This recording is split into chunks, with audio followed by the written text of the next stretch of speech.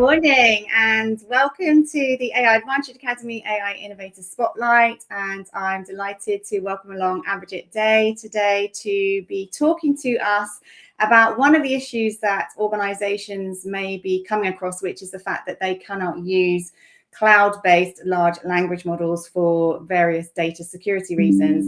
Now, Abhijit Day was one of the learners that came along to the AI Schools Bootcamp last year, and he raised this issue and he spoke about how he'd overcome that barrier and managed to actually install a large language model locally on his PC so that he could have complete control over the data. And I'm delighted to welcome him today. And Abhijit's going to talk to us about how we can do that, how organizations can do that if that's going to be an issue, and the type of open source models that he's using. So welcome, Abhijit. Thank you so much for coming along today to talk to us. If you could just introduce yourself, talk a little bit about what you do, what industry you're in, before we go on to some of the technical stuff. So thank you, Emma, and good morning, everyone. So yes, I think the kind of business that I'm in, my customers and we usually do not like a lot of cloud interaction.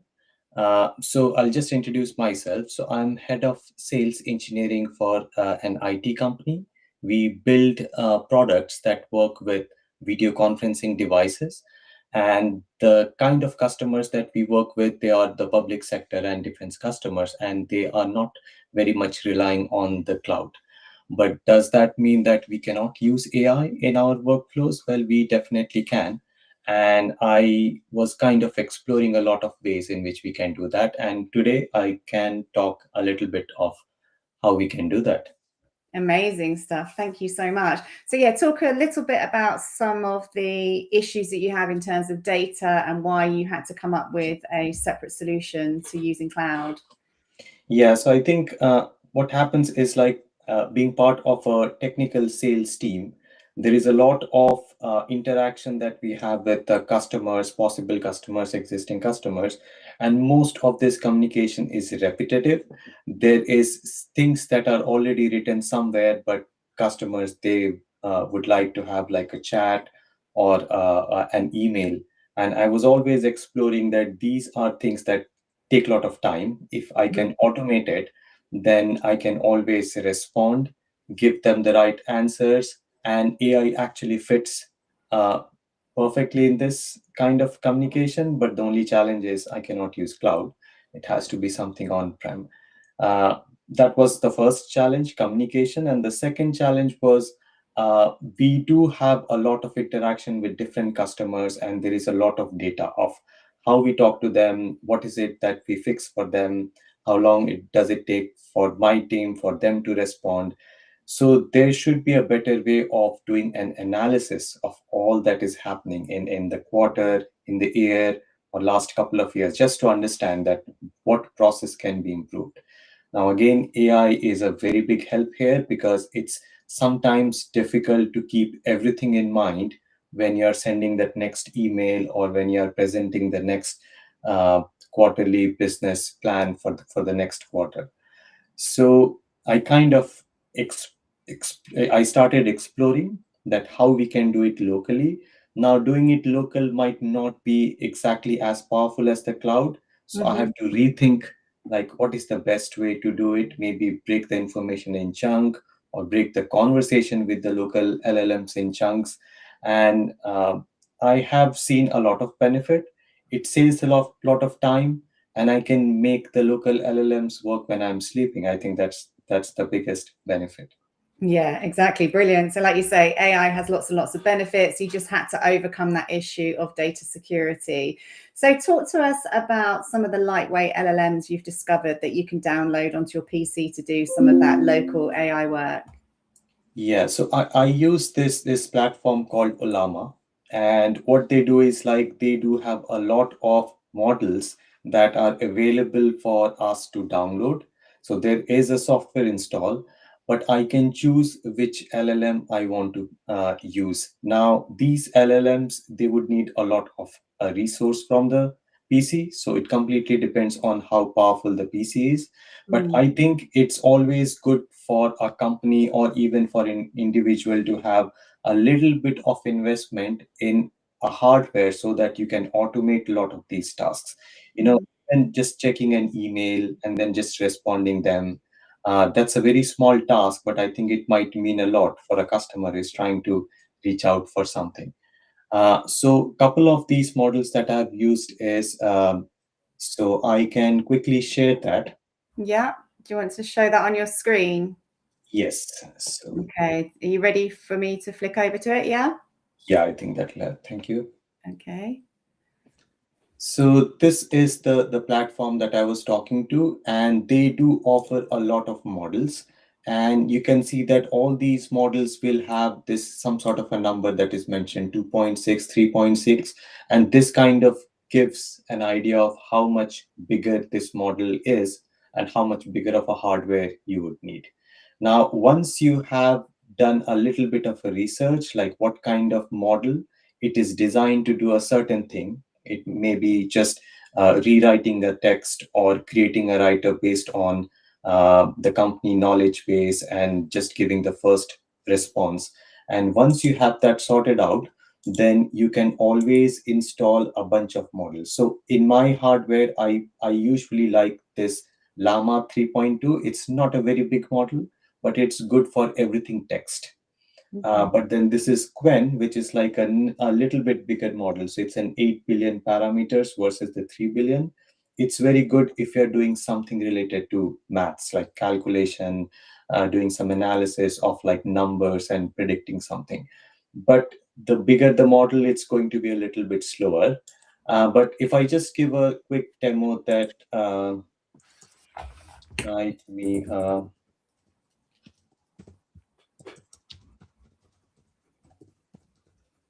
so if I do this, what's happening is it's actually not sending the message to the cloud. It's actually going to the LLM, which is running on my Olama platform.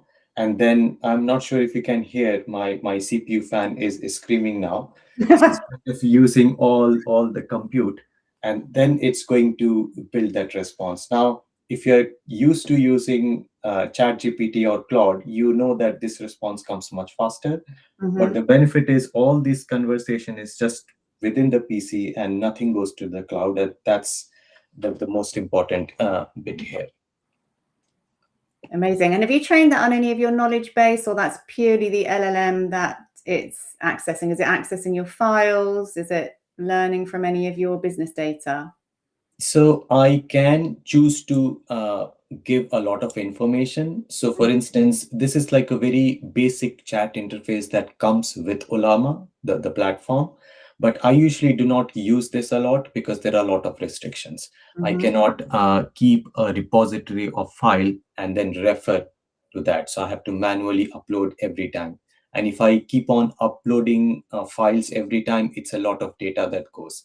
So Yeah. what I do is I will talk about a different uh, product that I use. So I use something called Open Web UI. Now this is an open source software, and what it does is they have built a very nice user interface for chatting with all your local LLMs. So Okay. as of now, I am running it as like a Docker. So there is a little bit of a configuration. So once you are done with it, it's actually running on your local PC. And this is where I have that open. Now, a couple of benefits here. I can choose which model I want to talk to. So that's one thing. It's exactly same. I can choose the way I choose there, but I can choose multiple models and send the same message to different model at the same time.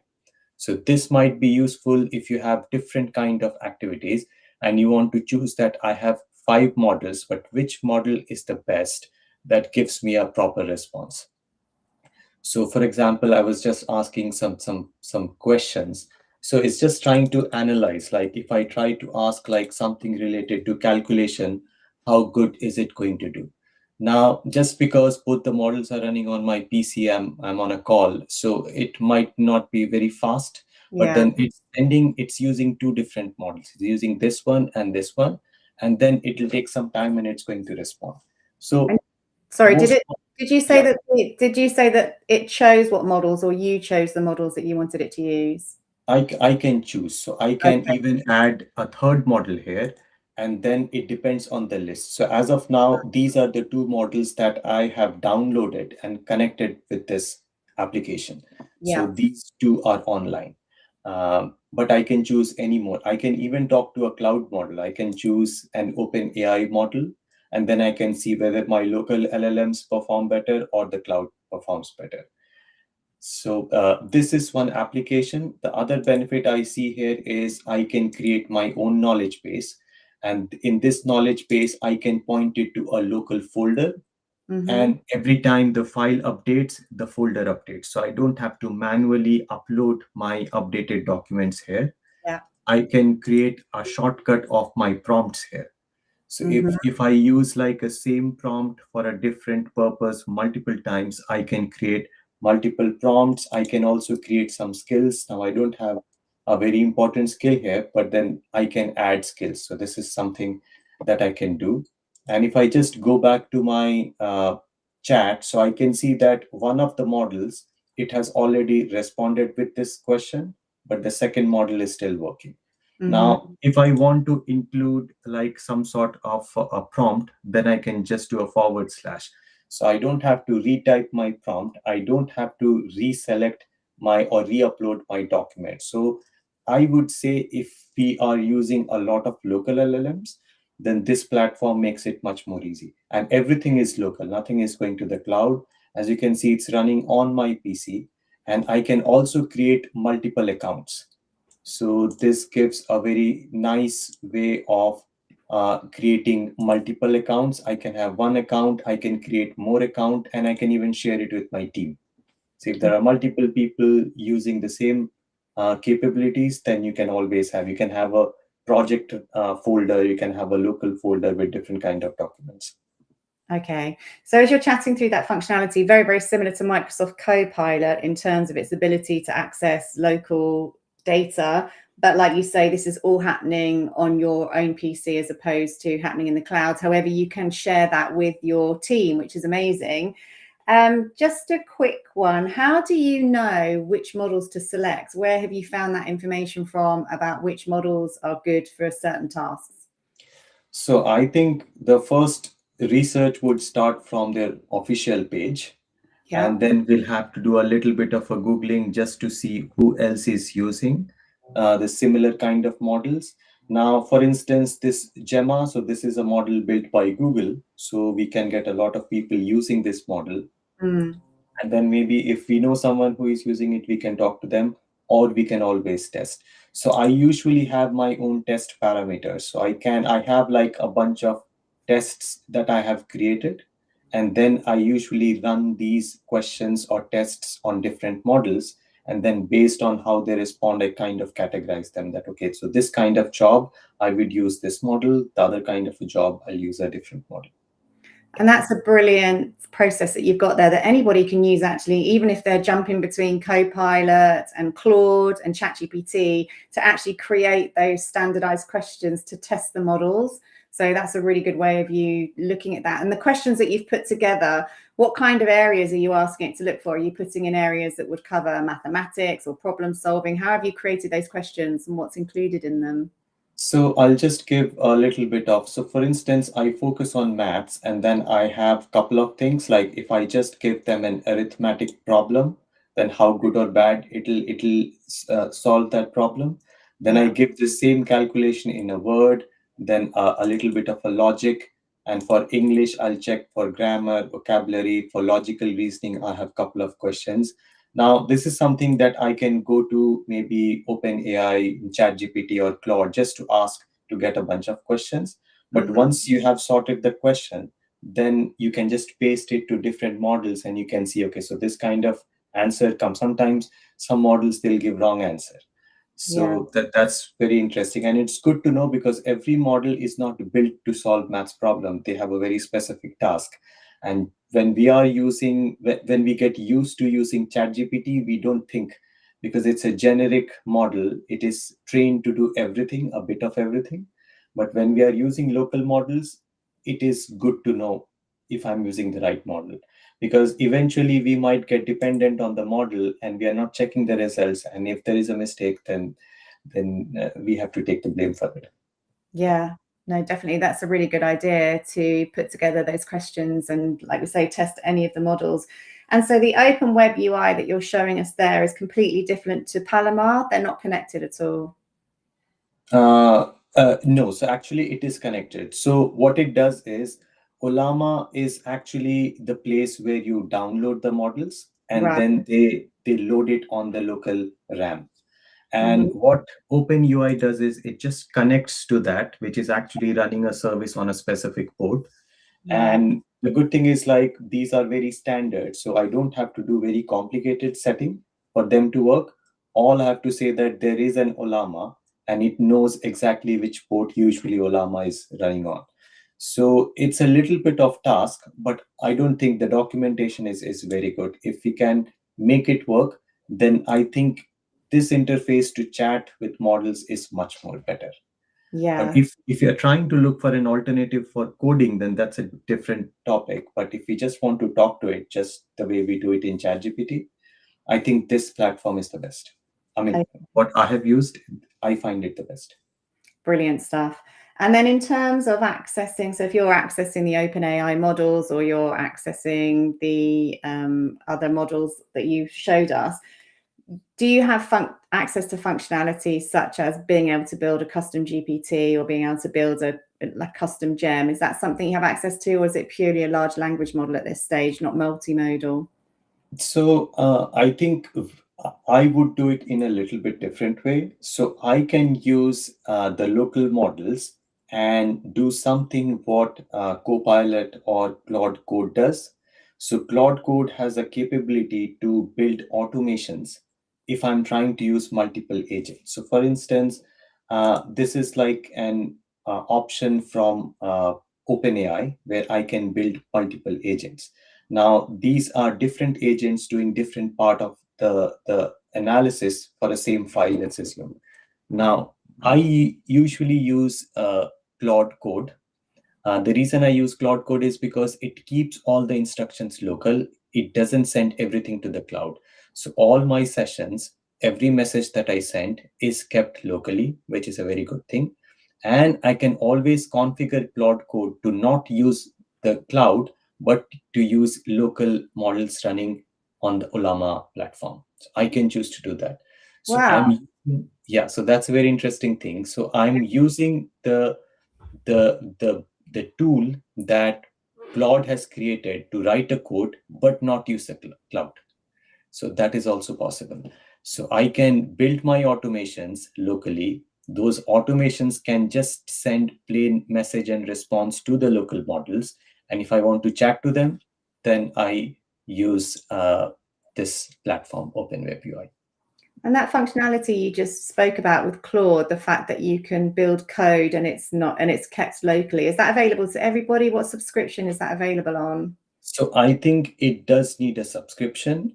Without that, the Claude code won't work. But Hmm. then you can always say that do not use the cloud, use a local LLM.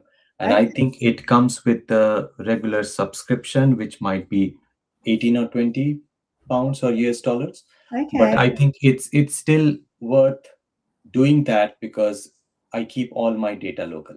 Yeah. So that's the biggest thing. And the other thing that we can always do is like, let's assume if I'm building an automation, let's build it, but when I'm running it, it's only between my application or the automation and the local models.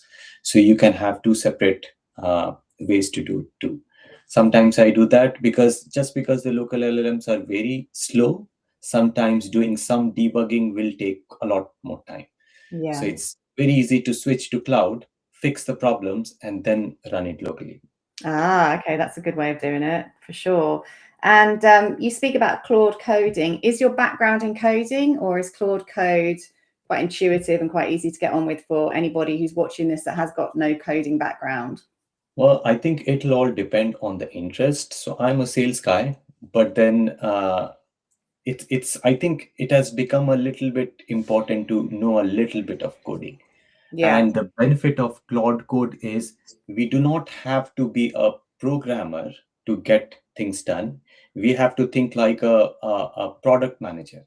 So we have to think of Claude or any other model as the developer. And what we have to tell them is build me this, that should do this. So if we can build that capability where we can give them steps that what should that automation do, let Claude or let the local LLMs do the part. And just because I've been doing it for quite some time, I think I am getting a little better than when I started, but it all depends. Uh, Now, sometimes it is easy for people to go to cloud-based automation tools like N8N, I think. But then I find it much more easier to just write a Python script to do the same job and not learn a whole new platform and Mm. just let AI do the job. So AI is answering my questions and also building my automation. I think that's how we should be using AI. And you're using Claude Code to do that, to write the Python script? Yes. So it can be a Python script. Sometimes I ask it to build kind of a dashboard so that I don't, so it's going to be an HTML based file, but that is very easy to look at. I mean, I don't want to look at into the command line. So, and I let Claude Code decide that, okay, what's the best way of doing it? Do you think like maybe a Python script makes more sense or something else makes more sense? And if you tell it that do not go into the technical details, just tell me what is the user experience, it's going to do that. So Yeah. why not use that? So you can tell that, explain everything to me, keeping in mind that I'm not a developer, I do not understand Python or HTMLs. So it will tell you. So you get a web page to do something, there is going to be a button to do something. So that's what I have to explain. And it's always a good habit to check what it is writing, but I think that will come with time. So it's easy to learn. You can always say that, what is this? I don't understand it. Can you explain me? And it is going to explain each and everything.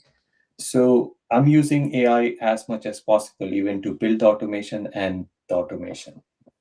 To build automation, also teach you automation and teach you as you're going along. So you're using it in all of those different manners, which is brilliant stuff.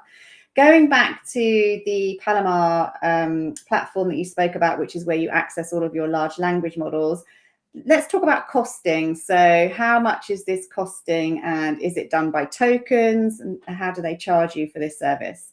So if you download the models locally, there is no charge for it. It's kind of an open source project. All you have to pay for is like the electricity bill, because the more you run it, it's the CPU is going to run a lot. So that's the only cost. I think if you use tools like Claude Code, there might be a monthly subscription charge, but you not don't focus it on the cloud based API interface, because you don't want the cloud AI to write your code. You just want the local LLMs. Mm-hmm. But I think just to use their software, which is Claude Code, we might have to give a little bit of subscription. But what I do is like I also use the cloud service to do some things faster and then move them to a different PC. So I would say like maybe 10 or 20 pounds in a month for the Cloud Code subscription, and 10 and 20 pounds for my platform on the Cloud Anthropic, just to test. Like, okay, I'm building something. Is this going to work fine? Do some tests. And my real model is actually not going to cost a lot because everything is local and free. Yeah, brilliant stuff. And you mentioned using OpenAI's agent builder. How are you getting Yes. on with that? What are the benefits of using that? And is that done locally or is that done in the cloud? No, I think if I use anything from OpenAI, it has to be cloud. So Yeah, we'll have to be sure what kind of information we are sending. yeah, Though all cloud providers say that everything is safe, but then I don't 100% trust the cloud. There can be leaks, yeah, and I don't want to have that. But what I do is like, so if, when I use any kind of an interaction with an agent in the chat interface, and every time if I upload a lot of files, eventually it becomes a lot of files, and the AI is going to read through each and everything, and then it's going to give me a response. So in OpenAI Agent Builder platform, what I found was if you upload your files in their platform, it's going to convert them into a vector database. And if I run OpenAI agents, it's not going to go through the whole file. It's just going to find the relevant information and then process the information much faster than if I just upload everything. Mm. So, and I think this is important when I'm doing like a, a very large PDF or multiple PDFs or Excel sheets, and then I want the agent to go and find certain information and give me the answer. Mm-hmm. Then I think using this piece is much better, using the OpenAI agent builders. Okay, and you built some automation within OpenAI that you're using, and you happy with that? Yeah. So what I did is like I created a script that's always updating the file to the OpenAI cloud platform. Okay. And this is the benefit you get only if you're using the platform, not the regular ChatGPT interface. So I can write a script to upload a file, delete a file, or modify or add more files in the vector store. And once I'm doing it, then I have a separate Python script that just sends a response and sends a request and gets a response. So it doesn't have to send the data. It doesn't have to upload the files.